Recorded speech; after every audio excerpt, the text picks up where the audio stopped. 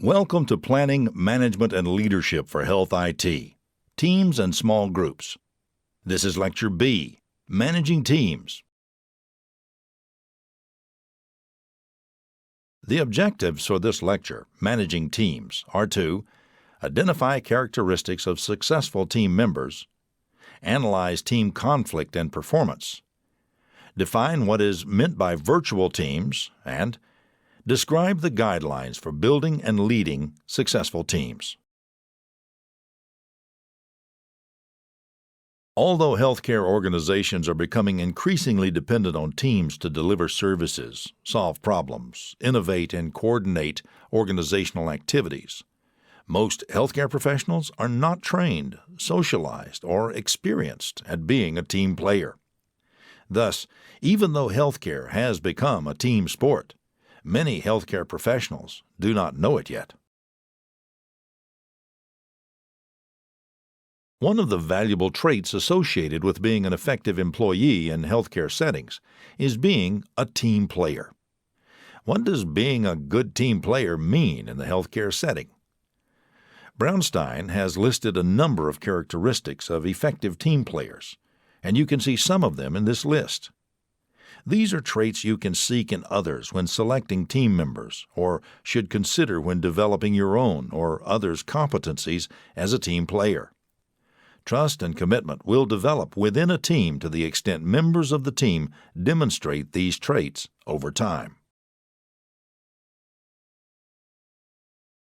Number 1 on this list is reliability. In HIT, convincing users that you will be there for them when things get tricky is invaluable in gaining trust.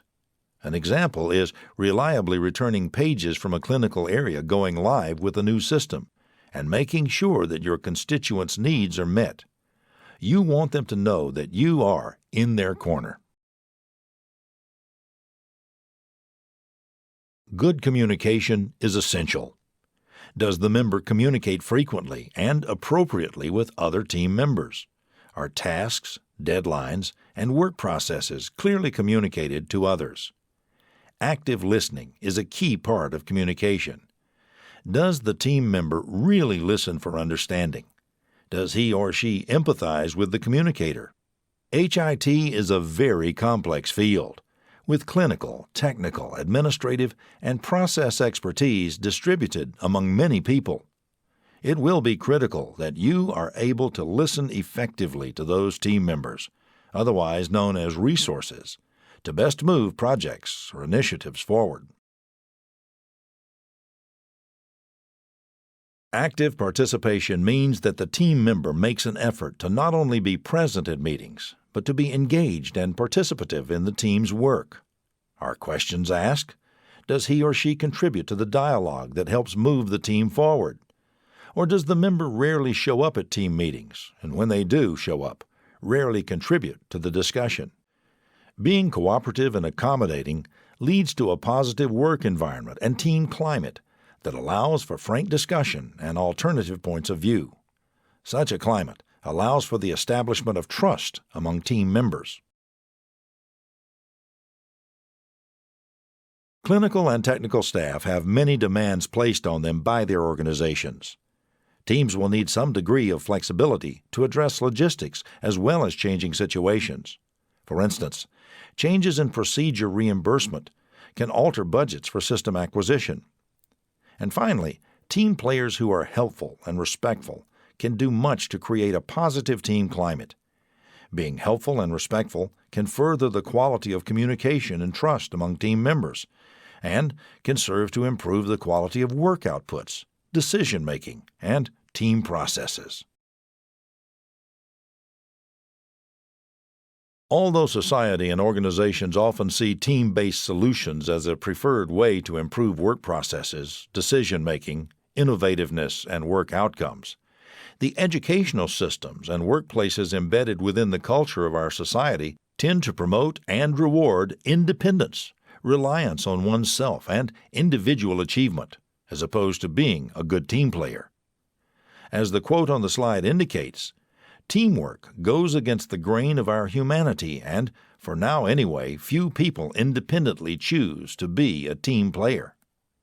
Because teamwork is not a deeply ingrained value, conflicts within the team can arise. When people come to the healthcare workplace, they may not be adequately prepared or motivated to function as team players. As such, team performance can suffer. One frequent difficulty observed within team settings is the phenomenon of free riding or social loafing. Individuals working within a team setting may find it easier to shirk their responsibilities and allow others to pick up their slack, which can lead to poor team functioning and performance. Groupthink is a phenomenon that occurs when a team shuts down conflicting ideas or alternative points of view. In other words, the team begins to think alike and discounts perspectives that are at odds with that thinking. Groupthink, because of its restrictive outlook, can cause teams to perform poorly, as it does not allow the team to adequately consider all assumptions, choices, and solutions. A powerful remedy for groupthink is to have an individual within the team serve as what is known technically as a deviant or devil's advocate, who is willing to challenge the status quo. Virtual teams that are not restricted by distance or place have become very popular recently. Virtual teams are facilitated by web-based and groupware technologies that overcome the physical distance between team members. Virtual teams can save time and money by not requiring team members to have to travel, sometimes great distances, to meet in person with their team. Virtual teams in many cases outperform co-located face-to-face teams. The use of groupware technology appears to overcome the kinds of process losses and biases often seen in face-to-face settings and allows these virtual teams to generate more ideas. This most likely occurs because the focus of the virtual team is less on the person generating ideas and more on the content of those ideas. In healthcare IT, the number of specialists working on projects often makes it impossible for face-to-face meetings, so going virtual is simply a matter of survival for the project. When building a team, team leaders need to be cognizant of approaches that are likely to result in high performance. According to Katzenbach and Smith, these approaches include establishing urgency, demanding performance standards, and direction are important to let team members know that the work of the team is critical and valuable.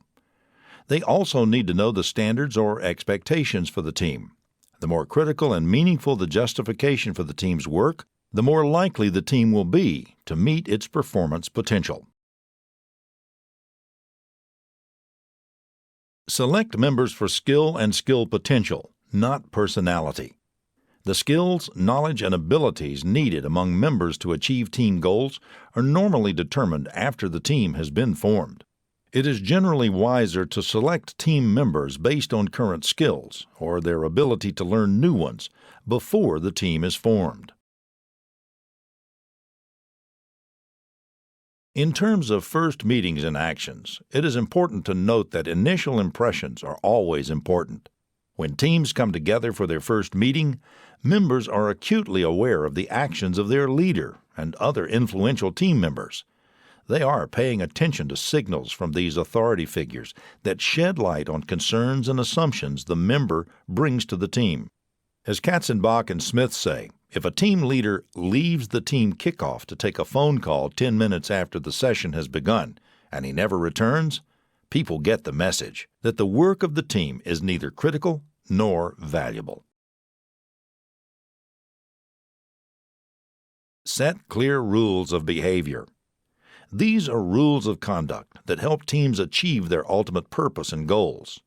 Important initial team rules relate to attendance, participation and contribution, phone call, email, text message interruptions, confidentiality, constructive conflict, and results orientation. Set and seize upon a few immediate performance-oriented goals. Establishing a few challenging performance-oriented goals early in the life of the team allows it to celebrate a success and to become a real team, allowing it to become more performance-focused in its approach and likely to meet its goals. Challenge the group regularly with fresh facts and information. New data and information allows the team to deepen its knowledge of the performance challenges it faces, thus improving its work processes, clarifying its goals, and influencing team purpose. Spend lots of time together.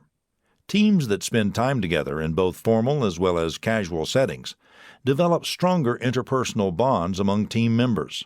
Such bonds allow for better understanding of team members' personalities, backgrounds, intentions, experiences, and skill sets, which can lead to a team climate of trust, respect, and performance.